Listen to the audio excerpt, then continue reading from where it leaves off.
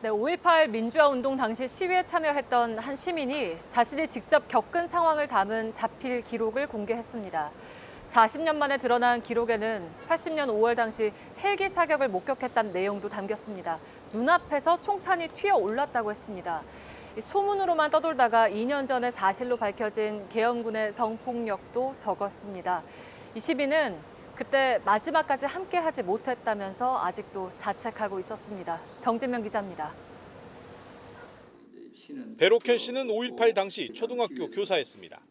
1980년 5월 21일 광주 금남로 집단 발포 현장에 있었습니다. 그때 계엄군이 이렇게 발포를 할 때 이렇게 다쳐서 쓰러지는 모습을 직접 봤을 때 아마 그때가 가장 참혹하지 않았나. 헬기 사격과 관련한 기록이 담긴 시점은 집단 발포 후인 오후 2, 3시쯤입니다. 바로 전일 빌딩 근처입니다. 흩어졌던 시민들이 다시 모여 도청으로 향할 때입니다. 고 조비오 신부도 이때 헬기 사격을 보았다고 증언했습니다. 그때는 인도가 좁았는데 그 인도를 이렇게 떨어져서 탄이 이렇게 튀어오르는 것을 직접 목격할 수가 있었습니다. 시위대와 차량이 모여든 상황에서 중간 지점에 총탄이 날아들었습니다. 하늘에는 계엄군 헬기가 낮게 날고 있었습니다. 앞에서는 쏠 수 있는 상황이 아니었고요. 그때 당시는 헬리콥터에서 여기서 튀었기 때문에 위에서 쏜 거죠. 배 씨가 직접 쓴 당시 메모에는 5월 19일 한 대학 뒷산에서 계엄군의 집단 성폭력이 있었다고도 적혀 있습니다. 소문으로만 돌던 계엄군의 성폭력 사실은 2년 전 정부 조사에서 사실로 밝혀졌습니다.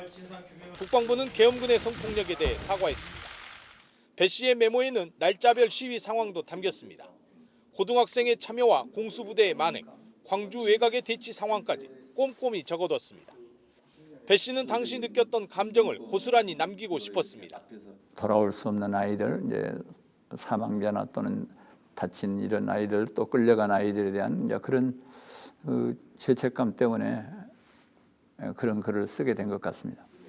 100일 된 딸을 남겨두고 시위에 참여했던 배 씨는 아직도 내려놓지 못한 마음의 짐이 있습니다. 40년 전 5월 27일 마지막 날, 가족들이 막아 전남도청에 끝까지 남지 못했다는 겁니다.